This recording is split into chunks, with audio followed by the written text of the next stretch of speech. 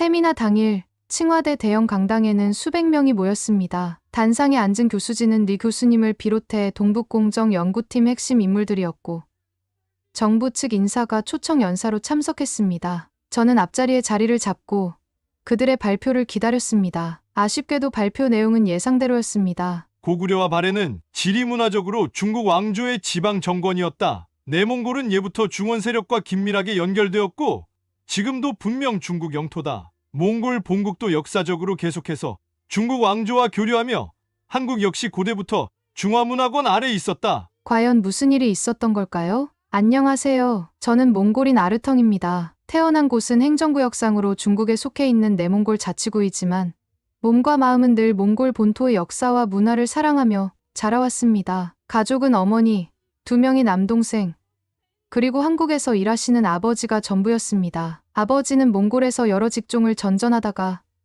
지인의 소개로 한국 이사짐 센터에 취업하셨고 그렇게 번 돈을 몽골로 보내주심으로써 저희 가족은 내몽골에서도 남부러울 것 없이 살 수 있었습니다. 아버지는 단순히 생활비만 보내주신 것이 아니라 한국 아이돌 굿즈, 한국 음식 고추장, 라면 등 전자제품 등을 자주 택배로 보내주셨습니다. 덕분에 저는 어릴 적부터 자연스럽게 K-팝과 한국 드라마를 접했고 전자제품으로 각종 동영상을 시청하며 한국에 대한 선망과 호감을 키워갔습니다. 한편으로는 언젠가 한국에 가서 아버지를 만나고 직접 한국 문화를 느껴보고 싶다는 꿈도 품게 됐습니다. 하지만 제가 살던 내몽골 자치구에서의 교육은 갈수록 중국어 중심으로 재편되었습니다. 몽골어 과목이 사라지거나 급격히 줄어드는 걸 보면서 저는 일찍부터 중국이 왜 우리 고유 문화를 지워버리려 하지? 라는 의문과 반감을 품었습니다. 그럼에도 불구하고 저는 비교적 중국어를 쉽게 익히는 편이었고 시험 성적이 상위권이라 교사들에게 주목받는 학생이 되었습니다. 역설적으로 그런 환경 덕에 칭화대학교까지 입학하게 되었지만 그 과정에서 제 마음속에는 과연 이 길이 옳은가 하는 갈등과 중국에 대한 부정적 감정이 크게 자리 잡았습니다. 아버지께서 한국에서 보내주시는 택배 상자는 어린 시절 제게 보물상자 그 자체였습니다. 전자제품도 좋았지만 제게 가장 인상 깊었던 건 아이돌 앨범과 한국 예능 프로그램 DVD들이었습니다. 학교에서 중국어 억지 교육을 받는 동안에도 집에 돌아오면 한국 드라마나 음악을 즐길 수 있다는 사실이 큰 위안이 되었습니다. 어머니도 고추장, 된장 등을 활용해 새로운 요리를 시도하시고 남동생들도 한국 게임기나 스마트폰으로 시간을 보내면서 한국은 참 신기한 것들이 많은 나라구나라고 말하곤 했습니다. 저희 가족은 모두 한국 덕분에 우리가 풍족하게 살 수 있다고 여겼고 아버지가 힘든 육체노동을 견디며 모은 돈이 몽골로 올 때마다 마음속으로 한국이라는 나라에 감사했습니다. 주변 이웃들도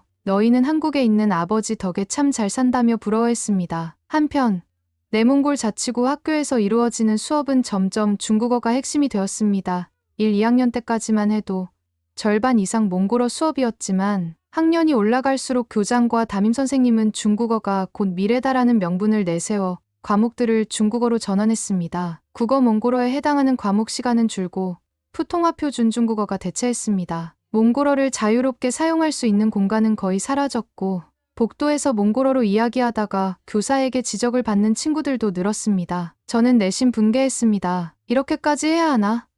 우린 몽골인인데 왜 몽골어를 쓰면 안 되지? 그러나 제 성적은 좋은 편이었고 부모님께도 이왕이면 성적이 잘 나오는 쪽이 내 미래에 도움이 되지 않겠니라는 말을 자주 들어 제겐 그저 울분을 삭힐 뿐이었습니다. 그리고 고등학교 시절 성적이 두각을 나타나자 선생님들이 칭화대나 베이징대도 노려보라고 권유했습니다. 처음에는 말도 안 된다고 생각했습니다. 차라리 한국어를 배우고 한국 대학에 가고 싶다고 속으로 생각했지만 정작 한국어를 공부할 기회도 시간을 낼 여건도 부족했습니다. 게다가 부모님이 그래도 중국 명문대에 들어가면 너나 우리 가족 모두 자랑스러워질 거다라고 기대하시는 걸 보며 고민이 커졌습니다. 결국 고3 때 우수 인재로 뽑혀 칭화대학교 장학생 후보가 되었고 최종 선발 통지서까지 받았습니다. 주변은 환호했지만 제 마음은 오히려 무거웠습니다. 제가 살면서 꿈꿔온 건 아버지가 계신 한국이었고 중국이라는 나라엔 별다른 애정이 없었으니까요. 칭화대 합격 소식을 아버지께 전했을 때 아버지는 한국 이사짐 센터 숙소에서 조금은 피곤한 목소리로 정말 대단하구나. 우리 집안의 영광이야. 라고 기뻐하셨습니다. 저는 망설이다가 솔직히 말씀드렸습니다. 아버지, 저는 사실 한국 대학에 가고 싶었어요. 한국 문화와 노래를 좋아하고 무엇보다 아버지도 거기 계시니까요. 그런데 성적이 좋아서 칭화대에 합격해버렸는데 이게 정말 옳은 길인지 잘 모르겠어요. 그러자 아버지는 한참 생각하시더니 내가 어디서 공부하든 넌 몽골인이라는 사실이 변하지 않는다. 굳이 중국을 사랑할 필요는 없지만 그 대학에서 많은 걸 배우고 너만의 길을 찾으면 좋겠다. 아버지는 한국에서 힘들지만 너희가 더 넓은 세상으로 나아가길 바라. 내가 만약 중국에서 학업을 마치고 그 경험으로 우리 몽골과 한국 사이의 가교가 될 수도 있지 않겠니?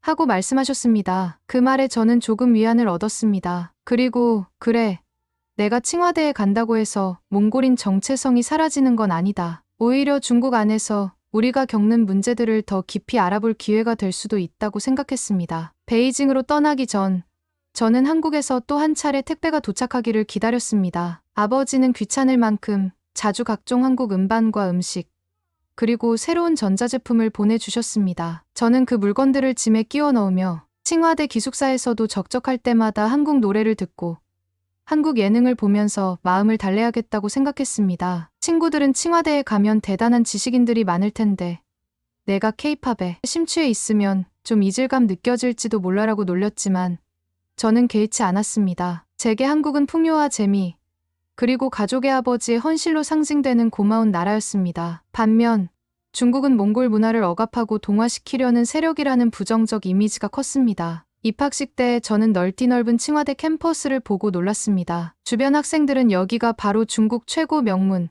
세계적 수준의 대학이라며 자랑스러워했습니다. 저는 행여나 드러날까봐 제가 중국에 대해 그리 우호적이지 않다는 속내를 숨겼습니다. 1학년 때 동북 역사개론, 중화통합사상 같은 과목을 들으면서 동북공정이라는 개념을 자주 접했습니다. 동북공정이란 중국 동북지역 만주, 내몽골, 그리고 고구려 발해가 있었던 지역을 모두 중국사의 일부로 재정의하려는 프로젝트라는 것을 대략 알게 되었습니다. 수업에서 교수들은 중국의 동북공정은 주변 민족과 역사를 통합해 중화민족의 위대함을 재조명하는 연구라고 설명했습니다. 내몽골도 예외가 아니었습니다. 몽골 역시 고대로부터 중국 왕조의 영향 아래 있었고 결국은 모두가 하나의 중화민족이라는 말이 수업 시간마다 반복되었습니다. 저는 듣는 내내 분노했지만 아직 1학년 초반이었고 장학생으로서 학점과 성적 유지를 해야 했기에 공개적으로 반박하지 못했습니다. 대신 시간을 들여 동북공정에 관한 논문과 국제사회 반응 등을 찾아보기 시작했습니다. UNESCO나 휴먼라이츠워치 같은 인권단체의 보고서를 찾아보니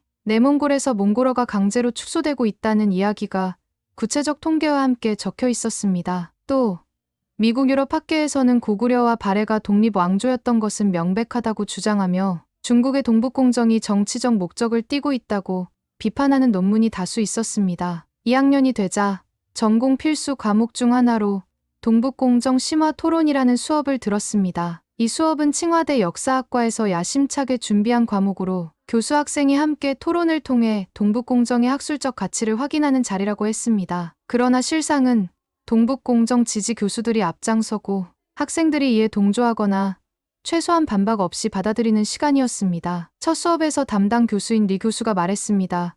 동북공정은 역사학과 민족학 분야에서 우리 중국이 세계적으로 선도하는 프로젝트입니다. 발해, 고구려, 내몽골의 모든 역사는 결국 중화민족의 가지에 속합니다. 여러분은 이 수업을 통해 주변 민족과 국가가 왜 모두 중국의 일부였는지를 체계적으로 배우게 될 것입니다. 저는 속으로 이걸 진짜라고 믿는 건가? 아니면 정치적 의도에 따라 말하는 건가? 라는 의심을 했습니다. 수업을 거듭할수록 제 의구심은 커졌습니다. 교수들은 무조건 동북공정이 위대한 학술이라 칭송했고 반대 의견은 서구 중심적 시각, 왜곡된 민족주의라고 공격했습니다. 리 교수님은 수업 참여도를 높이기 위해 학생 발표를 자주 시켰습니다. 처음엔 저도 저를 드러내지 않고 조용히 지켜보았습니다. 그런데 어느 날 내몽골 탄압에 대한 언급이 나오자마자 한 중국 학생이 이렇게 말했습니다. 내몽골에서 몽골어 교육이 축소된 건 사실 학생들에게 중국어를 가르쳐 세계화 시대에 더 경쟁력을 주려는 것이잖아요. 저도 좋은 정책이라고 생각합니다. 순간 머리끝이 뜨거워졌습니다. 좋은 정책이라고? 내몽골 아이들은 자국 언어를 빼앗기고 있는데 라는 생각이 들었습니다. 결국 손을 번쩍 들고 말했습니다. 죄송하지만 저는 내몽골 출신입니다. 몽골어를 쓰는 게 오히려 부정적으로 여겨져서는 안 된다고 생각합니다. UNESCO나 인권단체 보고서를 보면 우리가 의사소통 언어를 하나 늘리는 것이 아니라 기존 언어와 문화를 말살당하고 있다는 근거가 많습니다. 이런 점을 간과하는 건 문제 아닐까요? 교실이 조용해졌습니다. 리 교수님은 살짝 당황한 듯 했지만 이내 미소를 지으며 그런 보고서야 어디까지나 서구 편향이 있지 않겠니? 라고 하시곤 수업을 정리했습니다. 그날 이후 제 마음속에는 언젠가 이들 앞에서 본격적으로 문제 제기를 해야겠다는 결심이 더 단단해졌습니다. 그러던 어느 날 제가 SNS와 국제통에 접한 내용이 있었습니다. 몽골에서 중국으로 수출하는 석탄과 광물, 자원이 검열 강화로 인해 통관 지연을 심각하게 겪고 있다는 소식이었습니다. 특히 몽골 최대 석탄 광산인 타반 톨고이의 생산량이 크게 늘었음에도 중국 측이 비공식적으로 여러 가지 규제를 걸어 사실상 몽골 경제에 큰 타격을 주고 있다는 기사였지요. 몽골은 지리적으로 중국에 인접해 있어 수출 상당 부분을 중국에 의존합니다. 그런데 중국이 대외 정책상 필요에 따라 그 길을 막으면 몽골은 별다른 대안을 찾기 어려운 상황입니다. 이런 일이 반복될수록 몽골이 중국에 무역 종속되는 구조가 가속화됩니다. 저는 이 소식을 보고 떠올랐습니다. 중국은 내몽골 지역에서 언어를 없애려고 할 뿐 아니라 몽골 본국까지 경제적으로 쥐락펴락하려고 하는 건가? 그리고 이것이 동북공정이라는 거대 담론과 맞닿아 있다는 직감이 들었습니다. 결국 주변 민족과 국가를 모두 중화민족이라 주장하는 과정에서 필요하면 경제적 압박도 서슴지 않는다는 의심을 했습니다. 2학년 2학기에 들어서자마자 학과에서 대규모 동북공정 특별 세미나를 연다는 공지가 붙었습니다. 전공 학생과 교수는 물론 정부 관계자, 타 대학 교수들도 초청한다고 했습니다. 세미나 제목은 동북공정의 업적과 미래 방향.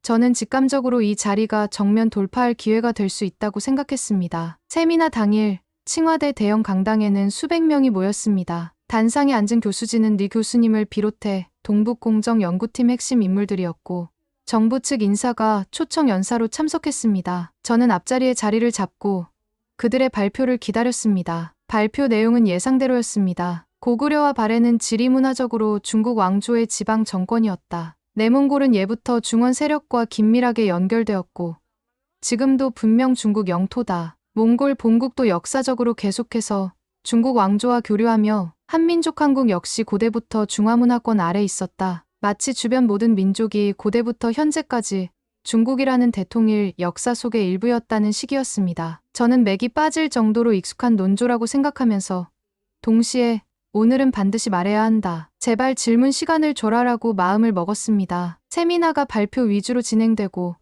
마무리 단계에 사회자가 혹시 플로어에서 질문하실 분이라고 물었을 때 저는 기다렸다는 듯이 손을 들었습니다. 처음에는 사회자가 다른 분 계십니까? 하며 머뭇거렸지만 아무도 나서지 않자 저를 지목했습니다. 마이크가 제게 전달되자 저는 일어섰습니다. 안녕하세요.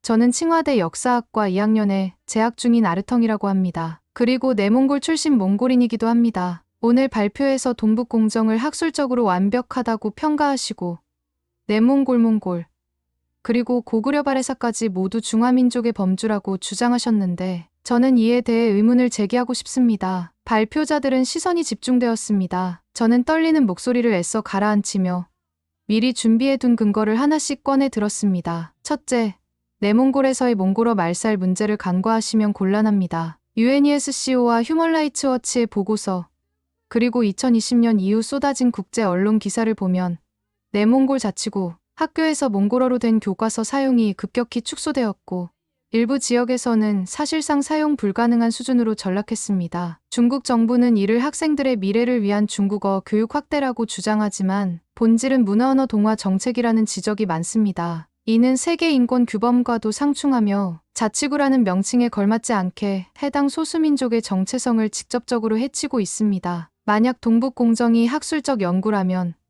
왜 이런 현실을 외면하는지 궁금합니다. 둘째, 고구려와 발해를 중국사로 편입시키는 주장에 대해서 말씀드리고 싶습니다. 중국 왕조에 조공을 바쳤다고 해서 그 왕조가 고구려 발해를 완전히 지배했다는 증거는 없습니다. 조공 관계는 동아시아, 고대 중세에 흔히 있었던 일종의 외교 형태였습니다. 더욱이 미국 하버드대 동아시아학과, 영국 SOAS, 한국학연구소 등 여러 해외 학계에서는 고구려 발해를 한반도, 북부와 만주 일대에 있었던 독자적 왕조로 분류하며 중국 지방정권이라는 주장은 정치적 의도가 크다고 비판하는 논문들이 많습니다. 과연 동북공정연구진은 국제학계의 이런 반대 의견을 충분히 검토한 적이 있는지 궁금합니다. 셋째, 몽골 본국과 중국 간 무역 갈등입니다. 몽골은 지리적으로 내륙국가이고 주요 수출품인 석탄 광물 자원의 상당량을 중국에 의존합니다. 그런데 최근 들어 중국이 비공식 규제 강화를 통해 몽골의 수출기를 사실상 틀어막고 있다는 국제 보도가 많습니다. 이런 상황에서 몽골이 중국과 하나의 민족이라는 동북공정 논리를 수용하지 않으면 어떠한 경제적 타격이 가해질지 모른다는 불안이 팽배합니다. 이는 학술 연구가 아니라 정치외교적 압박처럼 보이는데 동북공정 주창자들은 어떤 입장이십니까? 제 발언이 끝나자마자 강당은 일순 조용해졌습니다. 이내 단상에 앉았던 리 교수님이 마이크를 잡았습니다. 아르텅 학생, 꽤 많은 자료를 인용해 주었군요. 하지만 UNESCO나 휴먼라이츠워치 같은 기구가 늘 선의로만 보도하는 건 아닙니다. 서구 중심 시각이 개입되어 있다는 건 학계에서 잘 알려져 있습니다. 그리고 내몽골의 중국어 교육 확대는 국가 정책이자 그 지역민을 위한 선택이라고 봅니다. 고구려 발해사 역시 다수 중국 사서 슈쇼를 통해 조공 관계가 분명히 존재했으니 중국 역사로 보는 게 논리적이지 않나요? 몽골과의 무역 문제는 글쎄요. 제 전공이 아니라서 자세히 말하긴 어렵지만 무역 분쟁은 어디에나 있는 일 아닐까요? 학계 발표자로 온 또 다른 장 교수도 끼어들었습니다. 맞습니다. 거기에 한 가지 더하자면 과거 원나라 시기나 청나라 시기를 보면 몽골은 이미 오랜 기간 중국 대륙과 혼연일체로 움직였습니다. 그리고 오늘날 국제법적으로도 내몽골은 중화인민공화국 영토입니다. 동북공정은 이를 체계화하는 과정일 뿐 주변 민족을 억압하는 도구가 아닙니다. 저는 심호흡을 하고 다시 마이크를 들었습니다. 물론 내몽골이 현재 중국 영토인 건 국제법적으로도 부정할 수 없습니다. 하지만 영토와 문화언어 정체성은 별개의 문제라고 생각합니다. 소수민족 자치구라면 오히려 그들의 언어와 문화를 보존하도록 지원해야 하지 않을까요? 조공 관계만으로 고구려 발해가 중국사라면 동아시아 역대 여러 나라가 서로 조공을 주고받았는데 그 모두가 중국사라는 뜻인가요? 조공은 그 시대의 외교 형식에 가까웠고 고구려나 발해가 완전한 종속국이었다는 근거가 부족합니다. 해외 학계는 이를 중국 역사의 일부라고 단정 지을 수 없다고 보는데 왜 동북공정 쪽에서는 자꾸 국제 시각을 서구 편향이라 치부해버리나요? 그리고 몽골 중국 무역 문제는 결코 사소한 분쟁이 아닙니다.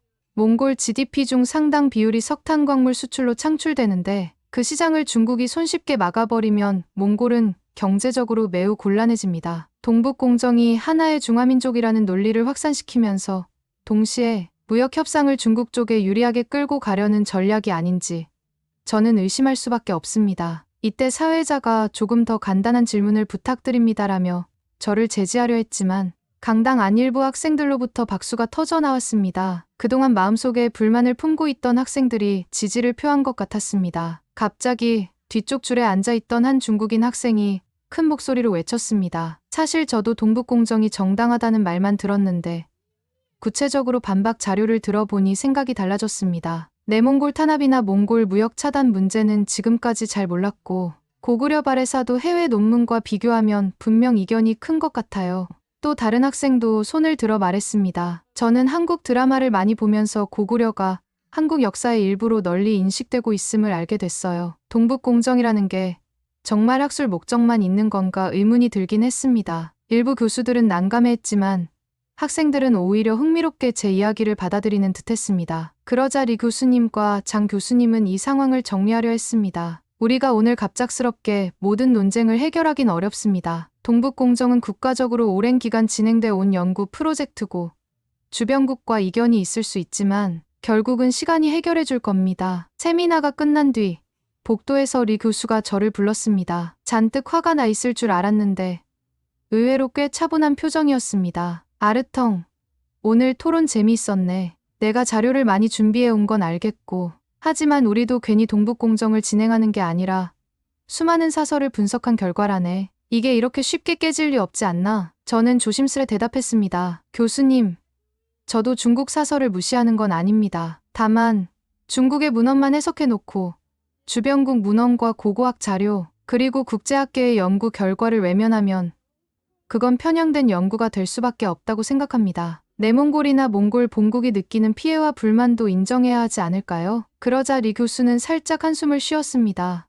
솔직히 국가 정책과 맞물린 연구이다 보니 우리가 쉽게 방향을 바꾸긴 어렵네. 그래도 학생이 말한 내몽골 언어 문제나 몽골 무역 갈등에 대해서는 나도 잘 몰랐던 부분이니 더 알아보도록 하지. 비록 확실한 입장 변화를 느낄 순 없었지만 리 교수의 말 속에서 약간의 여지가 보였습니다. 다음 날 예상치 못한 일이 벌어졌습니다. 학과 학장님께서 저를 호출하셨습니다. 세미나에서 제가 논란을 일으킨 여파 때문인 줄 알고 잔뜩 긴장했지만 막상 연구실에 들어가 보니 학장님은 웃는 얼굴로 저를 맞이하셨습니다. 아르텅 학생, 어제 세미나에서 했던 말 인상 깊었네.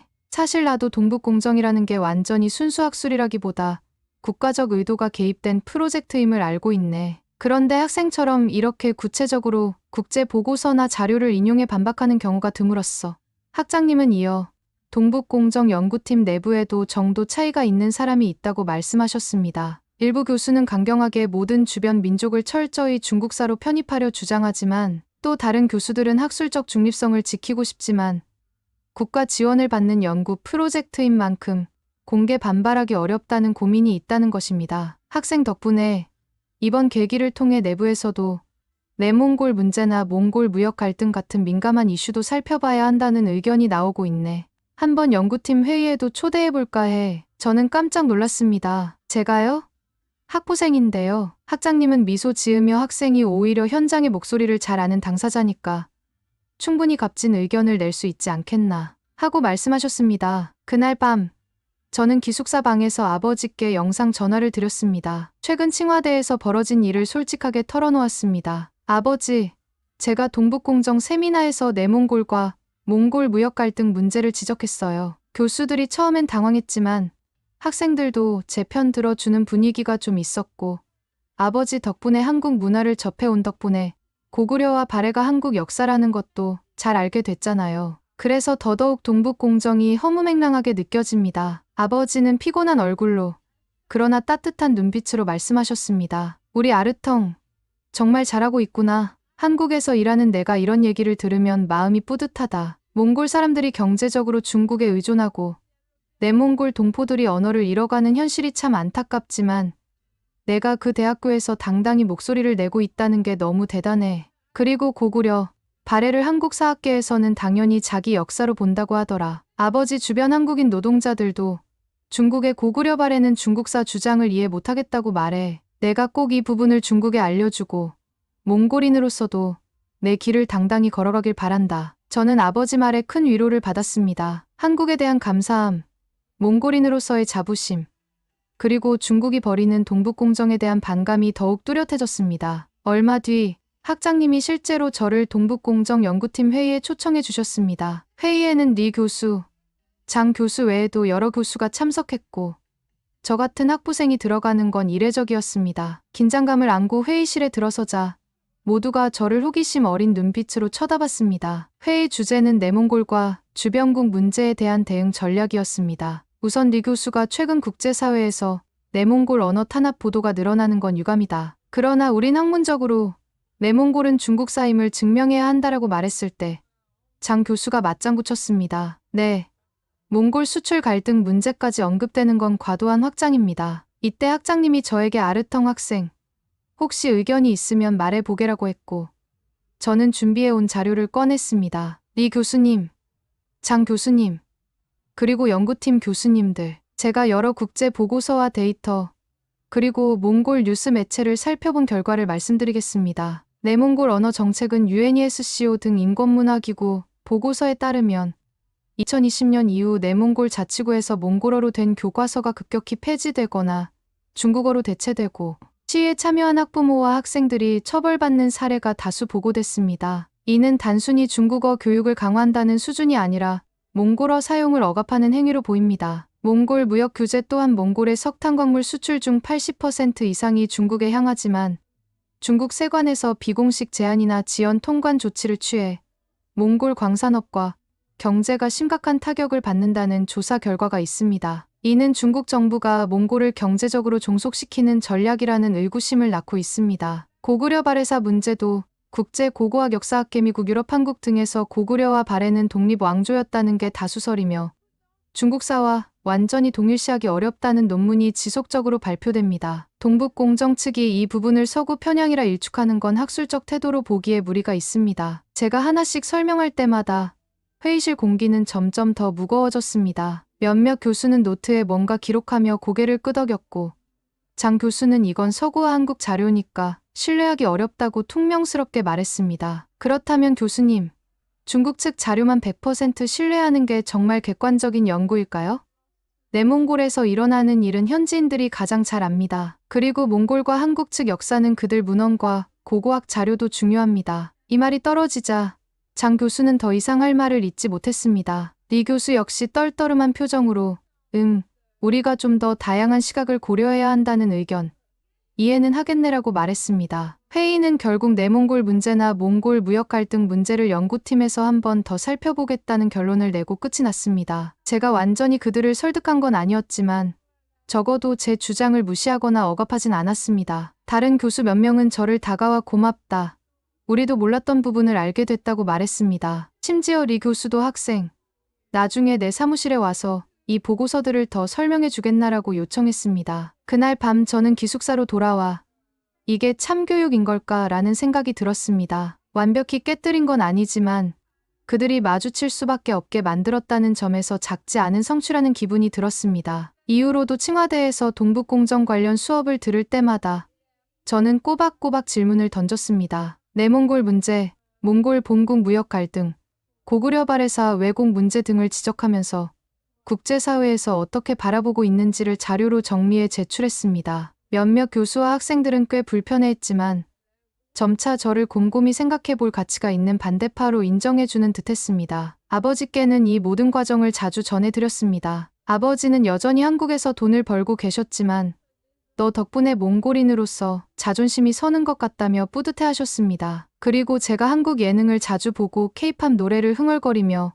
기운을 차린다는 얘기에 한국에 정말 고마울 따름이다. 나중에 기회되면 한국과 몽골을 잇는 다리 역할도 해봐라라고 하셨습니다. 저는 비록 중국 칭화대라는 상징적인 공간에 있지만 몽골인 정체성, 한국에 대한 고마움, 그리고 동북공정의 허무맹랑함을 마음속에 품고 있습니다. 학업을 마치고 나면 내몽골 동포들이 몽골어를 지키고 몽골 본국이 경제적으로 중국에 치우치지 않고 고구려 발해사가 한국과 동아시아 역사로 제대로 자리매김하도록 목소리를 낼 것입니다. 누군가는 너 혼자서 뭘 할 수 있냐고 하겠지만 적어도 아무 말도 하지 않는 것보단 낫다고 믿습니다. 이렇게 저는 칭화대에 입학해 동북공정과 부딪히는 과정을 통해 중국이 얼마나 주변 국가와 민족을 자신의 역사로 포섭하려 애쓰는지 직접 목격했습니다. 동시에 그 주장에 수많은 허점과 문제점이 있음을 국제사회 논문과 보고서를 통해 확인할 수 있었습니다. 내몽골 자치구에서는 몽골어 탄압이 실제로 벌어지고 있고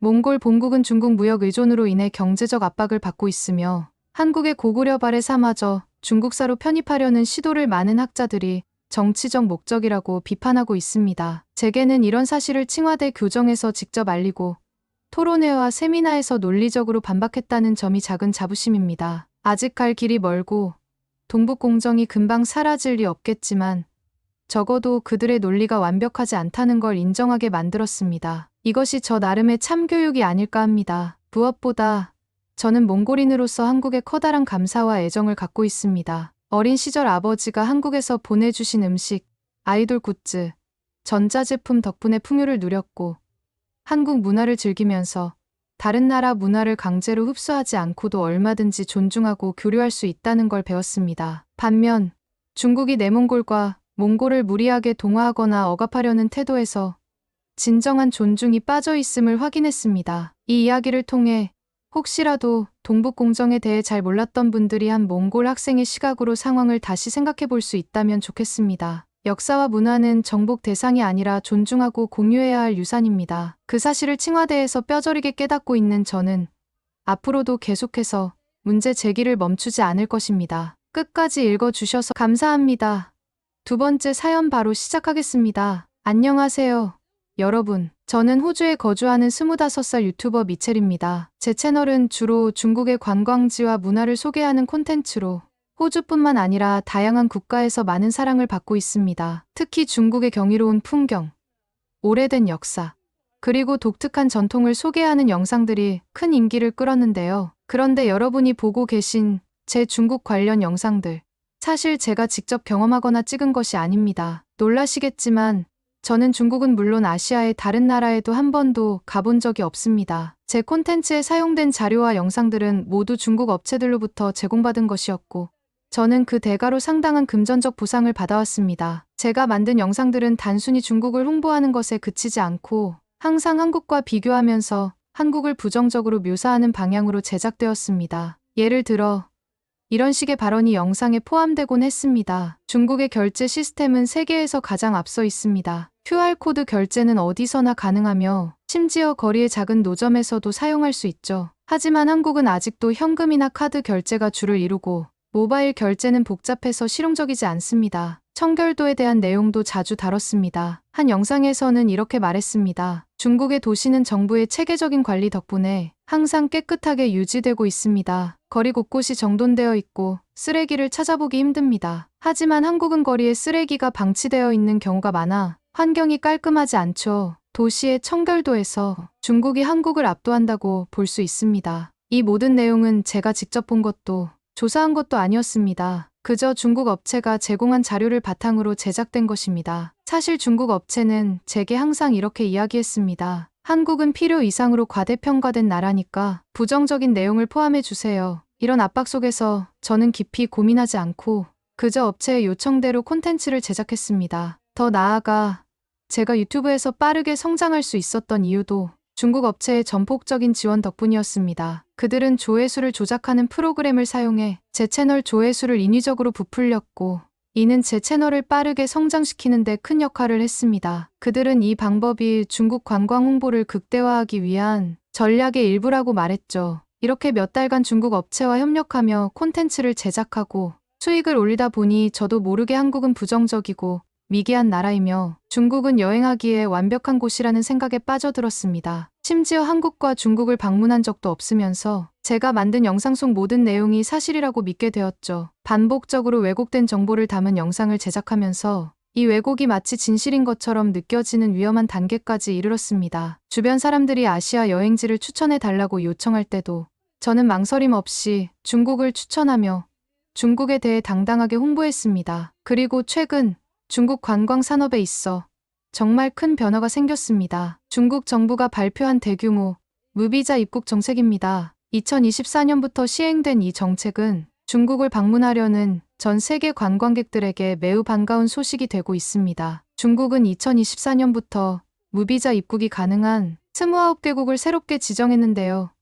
여기에는 호주도 포함되어 있습니다. 이 정책의 핵심은 관광 목적으로 중국을 방문하는 외국인들이 최대 15일 동안 비자 없이 중국에 입국할 수 있도록 허용한다는 점입니다. 이전에는 비자를 신청하려면 많은 서류와 비용, 그리고 시간이 필요했지만 이제는 이 모든 과정이 필요 없어졌습니다. 호주뿐만 아니라 노르웨이, 독일, 프랑스, 스페인 등 여러 유럽 국가들도 이 정책의 혜택을 받고 있는데요. 중국 정부는 이 무비자 정책을 통해 관광 산업을 되살리고 전 세계에서 더 많은 관광객을 유치하기 위해 적극적으로 나섰습니다. 호주 국민들 사이에서도 이 정책은 환영받는 뉴스로 큰 화제가 되고 있습니다. 중국은 호주인들에게 인기 있는 여행지 중 하나인데 이번 정책 덕분에 더 많은 사람들이 중국의 아름다움과 독특한 문화를 쉽게 경험할 수 있게 되었죠. 많은 사람들이 중국에 가는 꿈이 훨씬 가까워졌다라며 기뻐하고 감사의 마음을 표현하고 있습니다. 그러던 어느 날 항상 저와 거래하던 중국 관광업체에서 아주 흥미로운 제안을 해왔습니다. 미첼,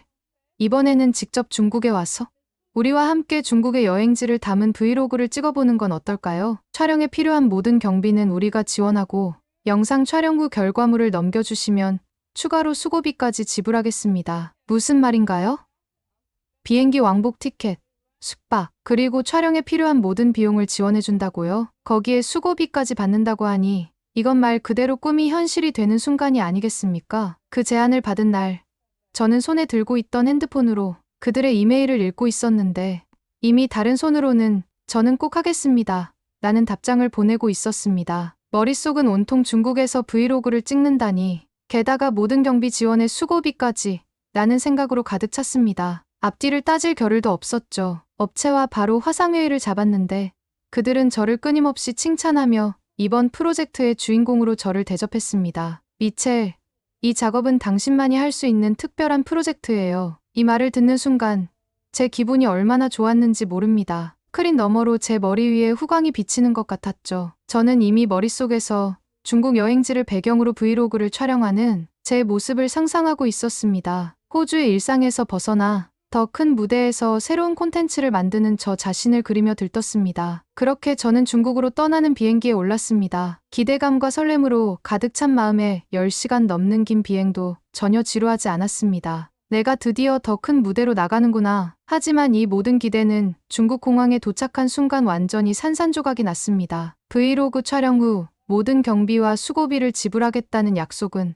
그저 달콤한 유혹에 불과했다는 사실을 이제야 알게 되었거든요. 비행기에서 내리는 순간 저를 맞이한 건 기대감 가득한 풍경이 아니라 낯선 공기였습니다. 공기가 꽉 막힌 듯했고 뭔가 알 수 없는 불쾌한 냄새가 코를 찔렀습니다. 처음에는 공항 외부에서 나는 냄새일 거라고 생각했지만 공항 내부로 들어가도 상황은 나아지지 않았어요. 마치 오래된 곰팡이와 섞인 음식물 쓰레기 냄새가 공기 중에 떠다니는 듯한 느낌이었습니다. 괜찮아. 이건 단순히 익숙하지 않은 환경 때문일 거야. 저는 스스로를 다독이며 수암을 찾는 곳으로 향했습니다. 하지만 상황은 점점 더 악화되었습니다. 수암을 찾는 곳으로 가는 길은 말 그대로 전쟁터 같았습니다. 호주에서는 자연스럽게 거리감을 유지하며 걷는 것이 당연했는데 여기서는 모든 사람들이 제 몸을 의도적으로 들이받는 것처럼 느껴졌습니다. 좁은 통로를 걷는 동안 사람들은 뒤에서 밀치고 지나갔고 제 발을 밟고도 아무런 사과 없이 가버리는 일이 반복되었습니다. 한 번은 어린아이가 뛰다가 제 다리에 부딪혔는데 아이의 부모는 눈길 한 번 주지 않고 그냥 지나치더군요. 겨우겨우 수화물 벨트에 도착했을 땐 이미 녹초가 된 상태였는데 그때 제 눈에 들어온 건 반쯤 열린 제 캐리어였습니다. 지퍼가 터져 캐리어는 덜렁덜렁 열린 채로 벨트를 돌고 있었고 속옷과 개인 물품들이 흩어진 모습은 정말 당황스러웠습니다. 누군가 내 짐을 막 다룬 건가? 라는 생각에 서둘러 캐리어를 열어 확인했더니 다행히 물건들은 모두 그대로 있었지만 캐리어는 이제 더 이상 잠기지 않았습니다. 그 무거운 짐을 고쳐가며 공항을 빠져나가야 한다는 생각만으로도 숨이 턱 막혔습니다. 그러나 진짜 문제는 그때부터 시작됐습니다. 공항을 나서자마자 제 몸에 이상 신호가 오기 시작했거든요. 어릴 적부터 알아온 아토피가 갑자기 심해지기 시작했고 피부가 간지럽고 따가웠습니다. 얼굴과 목이 붉게 부어오르더니 호흡까지 점점 어려워졌습니다. 공기가 무겁고 답답해서 숨을 쉬는 것조차 힘들었어요. 이런 환경에서 앞으로 며칠을 어떻게 버틸 수 있을까라는 걱정이 머릿속을 지배하기 시작했습니다. 가슴 속엔 중국 여행지를 촬영할 설렘과 기대감 대신 예상치 못한 난관과 몸의 불편함으로 인한 두려움이 자리 잡았습니다. 그렇게 전 지친 몸을 이끌고 예약해둔 게스트하우스로 향했습니다. 인터넷에서는 세련된 인테리어와 깔끔한 시설을 자랑하는 사진들이 가득했기에 큰 기대를 안고 도착했죠. 그러나 현실은 전혀 달랐습니다. 게스트하우스는 외관부터 낡고 어두운 분위기를 풍겼고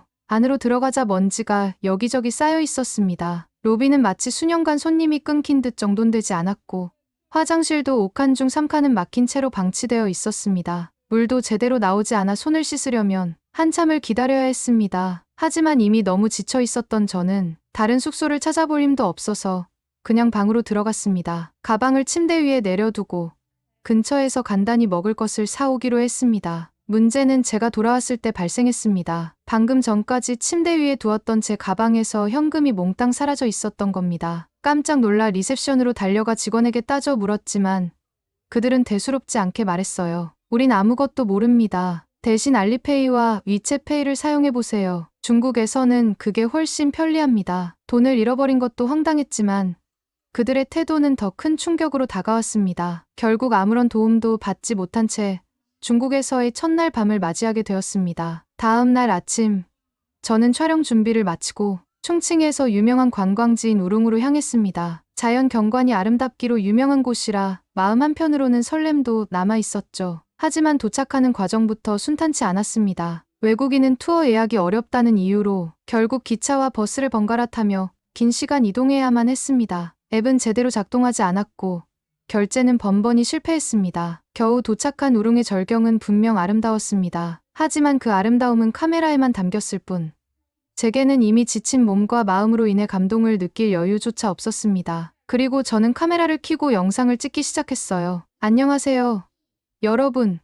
저는 지금 중국 충칭의 우룽에 와 있습니다. 정말 말도 안 될 정도로 아름다워요. 여기 풍경 좀 보세요. 절벽이며 계곡이며 이 푸르름, 이건 정말 다른 나라에서는 절대 경험할 수 없는 수준이에요. 저는 정말 진심으로 말하는 건데 여행은 무조건 중국입니다. 솔직히 말해서 한국 같은 나라는 비교도 안 돼요. 한국도 나름 관광지로 이름이 알려져 있긴 하겠지만 제가 들어본 바로는 그냥 소소한 동네 수준이라더군요. 한마디로 말하면 중국에 비하면 그냥 밋밋한 거죠. 여긴 자연의 웅장함뿐만 아니라 문화와 역사까지 모든 게 압도적이에요. 제가 여기 와보니 이제 다른 곳은 눈에 들어오지도 않을 것 같아요. 여기 음식도 끝내줘요. 제가 이곳에서 먹은 음식들은 정말 잊을 수가 없어요. 이 진한 맛과 다양한 조합, 그리고 현지에서만 느낄 수 있는 이 감동, 이런 건 한국에서는 꿈도 못 꿀 거예요. 제가 듣기로는 한국 음식은 단조롭고 맛의 깊이가 별로라던데 중국은 그야말로 다채롭고 놀라운 경험을 선사합니다. 이렇게 맛있는 음식을 매일 먹을 수 있다니 정말 중국에서 살고 싶다는 생각까지 드네요. 여러분, 여행을 고민 중이라면 고민하지 마세요. 무조건 중국으로 오셔야 해요. 제가 한국에 가보진 않았지만 굳이 갈 필요가 없다고 생각해요. 이렇게 멋지고 아름다운 중국이 있는데 왜 한국으로 가겠어요? 한국은 규모도 작고 감동도 부족하고 중국의 발끝에도 못 미친다는 게 분명하니까요. 여러분도 아시겠지만 저는 여행을 정말 좋아합니다. 그런데 이렇게까지 압도적인 경험은 처음이에요. 중국의 자연, 문화, 음식이 모든 게 완벽하게 조화를 이루고 있어요. 솔직히 말해서 호주로 돌아가는 건 이제 상상조차 하기 힘드네요. 저는 여기 남아서 중국의 모든 걸 느끼고 싶어요. 휴. 다 찍었다. 카메라를 끄고 의자에 털썩 주저앉으며 한숨을 내쉬었습니다. 하지만 곧바로 머릿속에 질문이 떠올랐습니다. 내가 지금 무슨 소리를 한 거지? 사실 저는 이 여행이 너무 힘들었습니다. 아침부터 예약이 제대로 되지 않았고 외국인이라는 이유로 투어 예약조차 거절당했죠. 결국 기차와 버스를 몇 번이나 갈아타며 겨우 목적지에 도착할 수 있었습니다. 카메라 앞에서는 한국을 깎아내리고 중국을 극찬했지만 사실 한국은 가본 적도 없었습니다. 그냥 사람들이 한국과 중국을 비교하는 걸 좋아하니 저도 그런 말을 했을 뿐이었죠. 솔직히 중국이 대단한 나라인 건 맞지만 여행하기에는 정말 어려운 곳이야. 혼잣말로 중얼거리며 피곤한 몸을 이끌었습니다. 여기 와서 겪은 불편함은 이루 말할 수 없었어요. 카드 결제가 안 되거나 앱이 제대로 작동하지 않아 식사 한 번 하기도 어려웠고 교통은 복잡하고 낯설었으며 모든 게 저를 지치게 만들었습니다. 그렇게 다음 촬영 준비를 하려 카메라를 정리하던 중 핸드폰에 알림이 울렸습니다. 문자 메시지를 확인하니 어디선가 제 카드로 계속 결제가 이루어지고 있는 겁니다. 뭐야? 이게 다 뭐야? 순간 심장이 덜컥 내려앉았습니다. 아직도 제 손에 카드가 있는데 왜 제 카드로 결제가 되고 있는 건지 이해할 수 없었어요. 저는 급히 카드사에 연락해 카드를 정지시켰습니다. 상담사와 통화하며 상황을 설명했더니 상담사가 차분한 목소리로 말했습니다. 고객님의 카드를 복제한 것으로 보입니다. 사용했던 곳에서 카드 정보를 복제했을 가능성이 높습니다. 잠깐 사이에 이루어진 결제 금액은 무려 500만 원. 놀랍고 억울한 마음에 카드사에 보상 방법을 물었지만 돌아온 답변은 더 큰 충격이었습니다. 죄송하지만 현재 고객님이 계신 해외에서는 보상 처리가 어렵습니다. 우선 호주로 돌아오신 후에 다시 확인 절차를 진행하셔야 합니다. 차오르는 눈물을 참으려 했지만 모든 감정이 무너져 내렸습니다. 긴 여행의 피로, 도난당한 현금, 정지된 카드, 그리고 이제는 돌아갈 비행기 편조차 구할 수 없다는 절망감. 주변 사람들의 시선에도 신경 쓸 여유가 없었습니다. 그저 길바닥에 앉아 엉엉 울어버렸어요. 왜 여기에 온 걸까? 그냥 호주에서 브이로그 찍을 걸. 내가 뭐라고 여기까지 와서 이런 고생을 자초했을까? 눈물은 멈추지 않았고 시간이 얼마나 흘렀는지조차 알 수 없었습니다. 그때였습니다. 낯선 목소리가 들려왔습니다. 괜찮아요. 무슨 일이 있나요? 눈물을 닦으며 고개를 드니 중년의 부부가 걱정스러운 표정으로 저를 바라보고 있었습니다. 그들은 영어로 말을 걸어왔고 제가 호주인 것 같아 다가왔다고 했습니다. 저는 그들에게 모든 상황을 털어놓았습니다. 도난당한 현금과 카드 복제, 정지된 카드 때문에 아무것도 할 수 없는 상황까지. 말을 하는 도중에도 눈물이 계속 흘렀어요. 그 이야기를 들은 부부는 망설임 없이 이렇게 말했습니다. 걱정하지 마세요. 우리가 호주로 돌아가는 비행기 편을 예약해 줄 테니 무사히 돌아가세요. 저는 그 말을 듣고 믿을 수 없었습니다. 처음 본 사람인데 이렇게 큰 도움을 주다니요? 눈물 섞인 목소리로 감사하다고 반복해서 말했지만 그들은 오히려 저를 진정시키며 근처 카페로 데려가 따뜻한 차를 한 잔 사주었습니다. 몸 좀 녹이고 마음을 가라앉히세요. 그 따뜻한 말에 감동한 저는 차를 마시며 조금씩 안정을 찾기 시작했습니다. 차를 마시며 부부와 이야기를 나누던 중 저는 조심스럽게 여행 중인지 물어보았습니다. 부부는 시드니에서 살고 있으며 최근 퇴직 후 여행을 다니고 있다고 했습니다. 이번엔 한 달 동안 여러 나라를 돌아보고 있어요. 일주일 전까지 한국에 있다가 지금은 중국에 왔는데 정말 적응이 안 되네요. 사실 우리가 당신을 도울 수 있었던 것도 우리도 중국에서 당한 게 많아서예요. 외국인 입장에서 중국은 정말 여행하기 어려운 곳인 것 같아요. 부부는 중국에서 겪었던 다양한 불편함과 문제들을 하나씩 이야기했어요. 우선 저희도 공항에 도착하자마자 문제가 생겼어요. 한국에서는 입국 심사가 정말 빠르고 친절했는데 중국 공항은 너무 복잡하고 비효율적이더라고요. 줄을 서는데 사람들이 새치기를 하거나 밀치고 지나가는데 직원들도 이를 전혀 제지하지 않았어요. 입국 심사를 받는 데만 거의 2시간이 걸렸어요. 게다가 심사관이 영어를 거의 못해서 서류 하나 처리하는데도 고생을 했죠. 그렇게 간신히 예약해둔 호텔에 도착했더니 외국인은 숙박할 수 없다는 말을 들었어요. 그 호텔은 영어 웹사이트에서 예약이 가능하길래 문제가 없을 거라 생각했거든요. 결국 다른 호텔을 찾아가야 했는데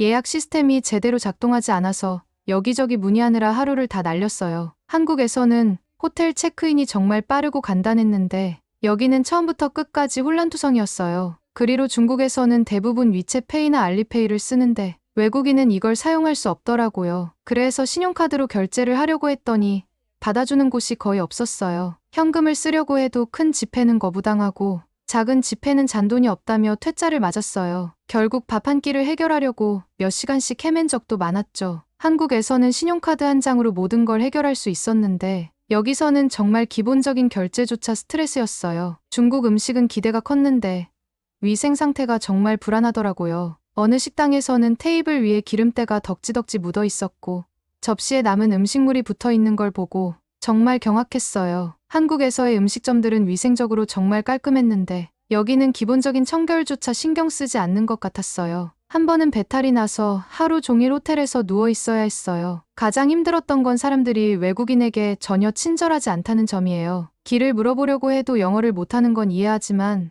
무시하거나 손사래를 치면서 짜증내는 태도가 너무 힘들었어요. 한국에서는 현지인들이 직접 길을 안내해 주거나 친절하게 도와줬던 경험이 많았는데 여기는 정반대였어요. 어떤 시장에서는 저희가 외국인이라는 이유로 물건 값을 2배 이상 부르기도 했어요. 지하철이나 버스 같은 대중교통도 외국인에게는 거의 불가능에 가까웠어요. 영어 안내판이 없어서 노선을 이해하기도 어려웠고 표를 사는 과정도 너무 복잡했어요. 한 번은 표를 잘못 사서 벌금을 물 뻔했는데 직원이 전혀 도와주지 않더라고요. 반면에 한국에서는 영어 안내판과 직관적인 시스템 덕분에 정말 편하게 대중교통을 이용할 수 있었죠. 그 말을 듣고 저는 조심스럽게 물었습니다. 그럼 한국은 어땠나요? 그 부부는 환한 미소를 지으며 말했습니다. 한국은 정말 최고였어요. 모든 면에서 깔끔하고 정돈되어 있었고 사람들도 친절했어요. 솔직히 중국은 적응이 안 돼요. 불편한 게 한두 가지가 아니에요. 그들은 한국 여행에 대한 이야기를 흥미롭게 들려주기 시작했습니다. 부부는 처음 한국에 대해 알게 된 건 K-팝,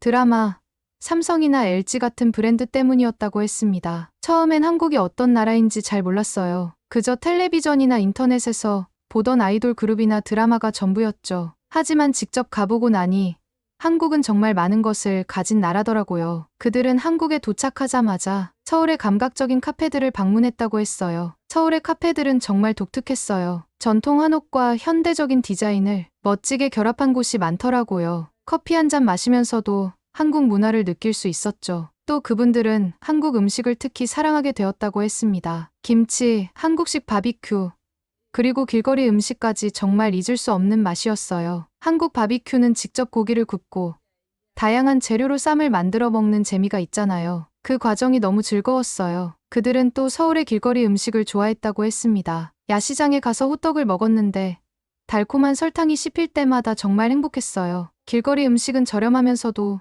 정말 맛있었죠. 또한 한국 사람들의 친절함에 감동받았다고 했습니다. 특히 나이 드신 분들이 저희를 정말 반갑게 맞아주셨어요. 어느 날 강아지를 데리고 산책하다가 한 할아버지가 웃으시면서 강아지에게 간식을 주시고 저희에게 작은 선물을 건네주셨죠. 그런 따뜻함이 한국에서 정말 특별하게 느껴졌습니다. 서울은 그들에게 활기찬 도시와 조용한 녹지 공간이 공존하는 곳으로 보였다고 했습니다. 하루는 서울숲에 갔는데 그곳은 마치 도시 한가운데 있는 작은 오아시스 같았어요. 분주한 도시 생활 속에서도 이런 평화로운 공간이 있다는 게 놀라웠습니다. 또한 대중교통 시스템에 대해 극찬했습니다. 한국의 지하철은 정말 깨끗하고 효율적이었어요. 특히 몇몇 지하철역에는 꽃으로 장식된 공간이 있었는데 그게 정말 아름다웠어요. 그런 세심함은 다른 나라에서는 찾아보기 힘든 것 같아요. 부부는 한국에서의 3주간의 여정을 마치며 서울뿐만 아니라 다른 도시도 방문했다고 했습니다. 부산의 해변도 정말 아름다웠고 경주의 전통적인 분위기 역시 잊을 수 없어요. 한국은 전통과 현대가 완벽하게 공존하는 나라라는 생각이 들었어요. 그들은 여행이 끝나고 나서도 한국에 대해 더 많은 것을 배우고 싶다고 했습니다. 다음에는 꼭 비무장지대 DMZ나 제주도를 가보고 싶어요. 그리고 한국의 사계절을 모두 경험하고 싶어요. 그렇게 같은 호주인의 도움을 받아 호주로 향하는 비행기에 오를 수 있었습니다. 좌석에 앉아 안정된 기내 환경을 느끼는 순간 비로소 모든 긴장이 풀리며 눈물이 또 한 번 차올랐습니다. 중국에서 겪었던 고단함, 그리고 같은 호주인 부부가 보여준 따뜻한 배려가 제 머릿속을 떠나지 않았습니다. 하지만 그와 동시에 이번 여행 동안 제가 저질렀던 실수들이 하나씩 떠오르기 시작했습니다. 특히 가본 적도 없는 한국을 비난했던 제 행동에 대해 깊은 후회와 반성이 밀려왔습니다. 부부와의 대화를 통해 그리고 그들이 한국에 대해 들려준 이야기들을 통해 저는 깨달았습니다. 제가 그동안 한국을 깎아내린 건 사실 아무런 근거도 없이 한국에 대해 아무것도 경험해보지 않았으면서 단지 브이로그 조회수를 위해 사실과 다른 이야기를 퍼뜨린 제 모습을 돌아보니 부끄럽고 후회스러웠습니다. 비행기가 구름을 가로지르며 고요한 기내 풍경 속에서 저는 결심했습니다. 다음번엔 꼭 한국을 방문해보자. 저는 한국을 직접 경험하고 그들의 문화, 사람들, 그리고 그동안 제가 몰랐던 진짜 한국의 모습을 제 두 눈으로 확인하겠다고 다짐했습니다. 한국은 단순히 드라마나 케이팝으로만 알려진 나라가 아니라 깊이 있는 전통과 현대의 조화가 공존하는 매력적인 나라일지도 모른다는 생각이 들었거든요. 저는 앞으로의 브이로그를 통해 그동안의 잘못을 바로잡고 더 많은 사람들이 진짜 여행의 의미를 느낄 수 있도록 제 이야기를 전하기로 결심했습니다. 그리고 다음 여행은 단연 한국으로 향할 겁니다. 이번에는 직접 경험한 진실한 이야기들로 새로운 여정을 만들어 가리라 마음먹었습니다. 한국에서 제가 느끼고 배울 모든 것들이 또 한 번 제 삶을 변화시키리라 기대하고 있습니다.